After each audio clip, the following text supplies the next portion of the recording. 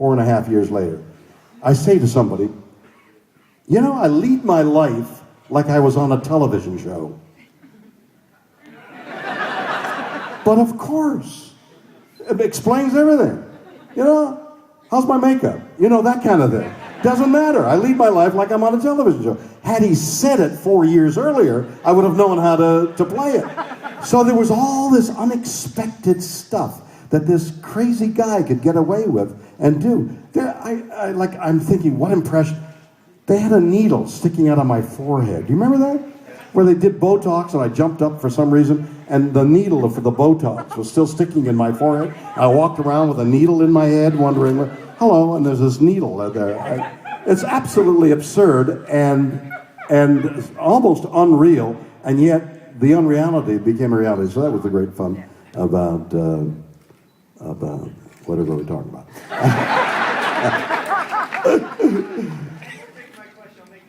You know, since I'm taking your question, you'll make it quick? I wonder how the two relate. It's fast. You're already slow there. What's your question? Oh, God. Oh, he said, if you'll stop interrupting me. You know, you're right. In the Canadian sense, you're right. In Captain Kirk's odd way of speaking. Odd way of speaking? Yes? What? Whose idea was that? Well, it certainly wasn't mine.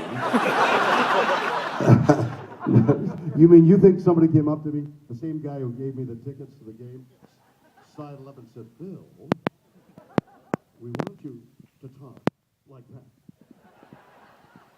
No, that didn't happen.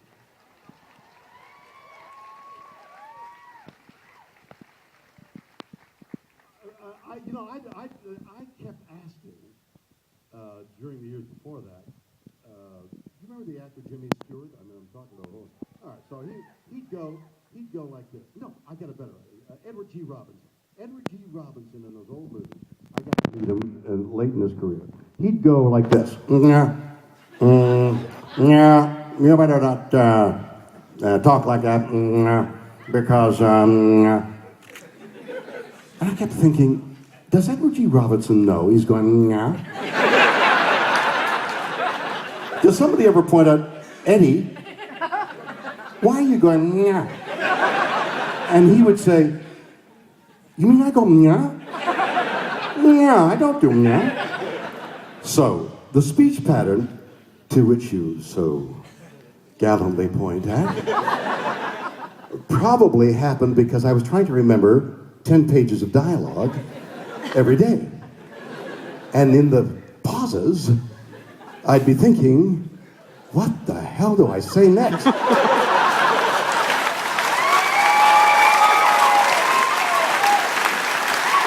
question from the left. Or is it the right? Yes, sir. Yeah, hi, Bill. I'm from Montreal. Hi. You're from where? Montreal. Where? Montreal. Montreal.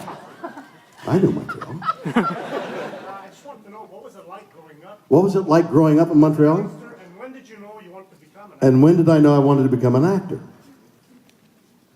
I tell you, Montreal, well, Canada is the great country. And I mean that seriously. All these wonderful Canadian cities it is tangibly different here than anywhere else in the world. From the moment you step off an airplane and enter Canada, it is tangibly, tactilely different than any place else. And I have such a sense of warmth coming back to Canada because Canadians are different. And so it is in Montreal with the streets that remind me of my childhood. NDG. Exactly. But the thing I remember most about growing up in Montreal was the amount of snow that was there. We don't have that, at least from the time I go back to Montreal. I don't see the drifts that used to be piled up on the streets and the sidewalk shoveled. You'd have mounds higher than 6 feet. People couldn't see over them, and the kids like me would tunnel underneath them. We tunneled through the sidewalk things until they invented that rotary machine that would spew, you know, so that they would chew up numbers of children had done this and spit them out somewhere there. So they finally issued a law that you couldn't tunnel, or else then the snow stopped coming, and there's less snow. Do you find that? There's less snow. It's only 6 feet high instead of 16. Yeah, and it only lasts 9 months instead of 10. I understand. And when did I know that I wanted to be an actor? I think it was probably at a camp play where I was 6 or 7 years of age, and I had to say something to another camper who was playing a dog. And I said, like, goodbye. And I've forgotten what it is, but it was in the context. All the mothers and fathers of the camp play were there. And something touched them, that audience, and they started to cry, the audience. I remember saying, goodbye. Holy cats, look at that. Look what I've done. I got power here. And then my dad would pick me up and said, here's my boy Bill. And he made them people cry, you know. And I think I was off to the races at that moment in time. Yes, sir.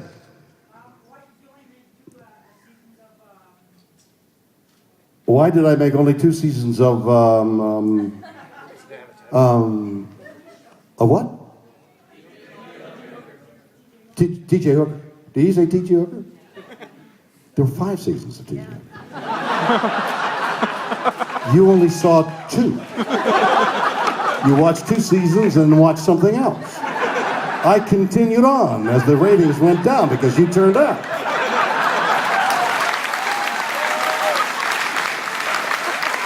You know, a series is the longevity of a series is based on the number of people watching, and no matter whatever people say, oh, it's great, should be on, go on. If the audience isn't watching, the networks turn it off. We're in a moment now. This bleep my dad says has caught the imagination of CBS and Warner Brothers where we're shooting, and they love it. And we're in a honeymoon period. Oh, this is going to be great. Oh yeah, Emmy nod. I heard somebody say the other day, Emmy nod. Emmy nod? They love it, and we're in this honeymoon period because the ratings haven't come out yet. Because we're not on the air. Should we come out on the air and nobody watches? No Emmy nod. And we've got order for 13, and presumably they'll order what they call the back 9 as soon as they see what happens. But what happens if nothing happens? No back 9. And it's all over. So it's a function of how many people will watch. And that's why entertainment on television lives and dies. Over here, and a question over here. Yes, young man. Oh, not a young man. You're a little old lady sitting in a chair. No, you're a young man. I got it. You're a journalist too. And as a journalist, you want to know. Raw Nerve, Aftermath, yes. Do I pick up any techniques? What are my techniques in those things? Well, that's a really good journalist question. I wonder what journalism is. Does anybody know what journalism, what is it? You report like what you see. I mean, what is interesting to me is, what's the truth of an event? What is the truth of anything? It's your version of facts and somebody else. I mean, we in the car down here, we were discussing a friend of mine who took umbrage at something somebody said. He got angry. And the guy didn't mean anything. And he said, I don't understand the reaction. Nobody reacted that way because of what he said. So what is the truth of an event? How do you find the truth of something that's happened? Whether it's a car crash or a political thing or a thing in your family that somebody's doing something and you say, well, why are they doing that? What is the truth?